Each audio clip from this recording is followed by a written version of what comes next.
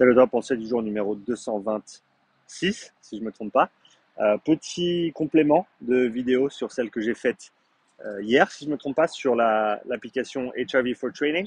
Aujourd'hui, je voulais parler de la vitesse à laquelle on peut voir un changement de fréquence cardiaque au repos. C'est une des choses qu'on quantifie avec l'application HRV for Training. Si tu n'as pas vu la vidéo, va voir la vidéo que j'ai faite sur l'application. Donc, une application qui te permet de quantifier la fréquence cardiaque au repos et la variabilité cardiaque au réveil, donc chose que je fais depuis septembre dernier.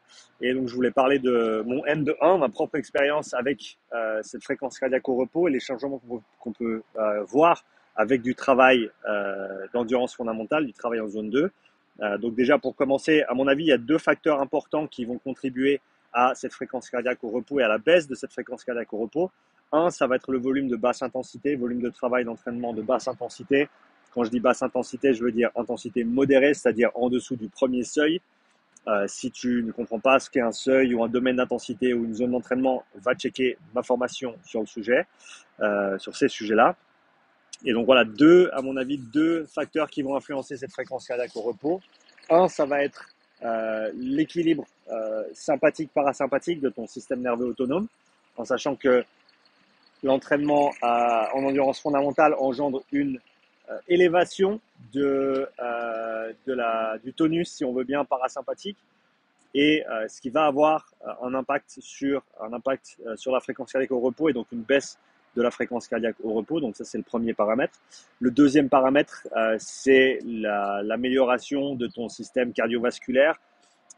J'ai pas trouvé d'informations exactes sur le sujet. On parle toujours d'amélioration du volume d'éjection systolique, du débit cardiaque avec le travail d'endurance fondamentale, l'hypertrophie excentrique, donc l'agrandissement, si on veut bien, du ventricule gauche, qui nous permet d'éjecter plus de sang avec chaque battement. Euh, je suis certain que c'est une adaptation qui est engendrée par ce travail de basse intensité, mais j'ai vraiment pas vu d'informations précises sur la quantification de ces changements-là. À savoir que c'est quelque chose qu'on observe chez les gens qui sont entraînés en sport d'endurance. Mais dans quelle mesure est-ce que c'est engendré par le travail? Dans quelle mesure est-ce que c'était une prédisposition génétique ou anatomique de la personne? euh, j'ai vu des informations un petit peu divergentes sur le sujet. En plus du fait que souvent ces conversations prennent pas nécessairement en compte le paramètre de vasodilatation, donc le paramètre, on va dire, vasculaire, qui est extrêmement important et qui est, encore une fois, une des choses qu'on travaille avec cet entraînement en endurance fondamentale, c'est cette capacité vasodilatoire, en gros la capacité à ouvrir les tuyaux pour laisser passer plus de sang.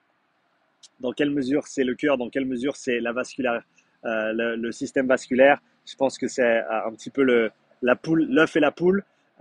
Mais quoi qu'il arrive, c'est deux choses qui travaillent ensemble et qui, bien sûr, s'améliorent avec le travail de basse intensité.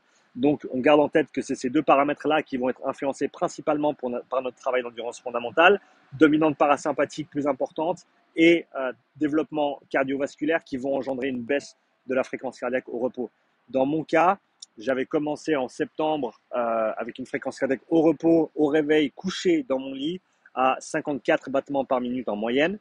Et j'ai effectué entre, on va dire, 2 et 3 heures de zone 2 par semaine entre septembre et décembre et janvier. Et là, depuis janvier, je suis entre 4 et 6 heures par semaine de zone 2.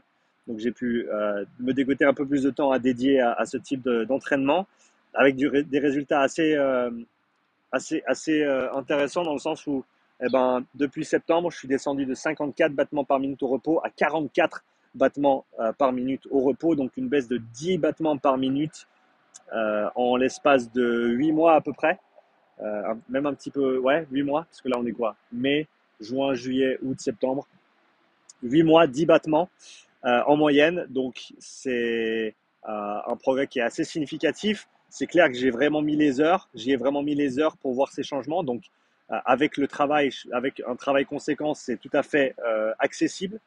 Je pense qu'avec un travail un petit peu plus conservateur de l'ordre de 1 à 2 heures par semaine, faudrait pas s'attendre à des changements si drastiques, si rapides. Mais voilà, si tu fais un suivi sur le long terme, je serais pas surpris de voir que sur une année, 2 ans, tu peux voir 5-10 battements de différence au repos. Pour une population générale non athlétique, je dirais que de viser 60 battements par minute au repos, ce serait un bon objectif. pour quelqu'un d'athlétique et d'entraîné, à mon avis, si tu es en dessus de 50, tu as du travail à faire. Euh, je pense que c'est intéressant à quantifier, c'est intéressant encore une fois à suivre sur le long terme et de corréler avec tes entraînements, ton volume d'entraînement, ton intensité d'entraînement. Mais voilà, c'est toujours une bonne idée d'avoir une dominante parasympathique quand tu es reposé. C'est toujours une bonne idée d'avoir un meilleur système cardiovasculaire, peu importe le sport dans lequel tu évolues. Et même si ce n'est pas pour ton sport, pense à ta santé aussi sur le long terme et ne néglige pas ces paramètres-là. Voilà, c'est ma petite pensée du jour. Je serais curieux de savoir ce que toi tu en penses. Donc, n'oublie pas de me laisser un commentaire sous cette vidéo, comme d'habitude. Un petit like si tu apprécies le contenu. Abonne-toi parce que c'est gratuit et tu peux toujours changer d'avis. Et je te dis belle journée et à bientôt pour la nouvelle pensée du jour. Ciao.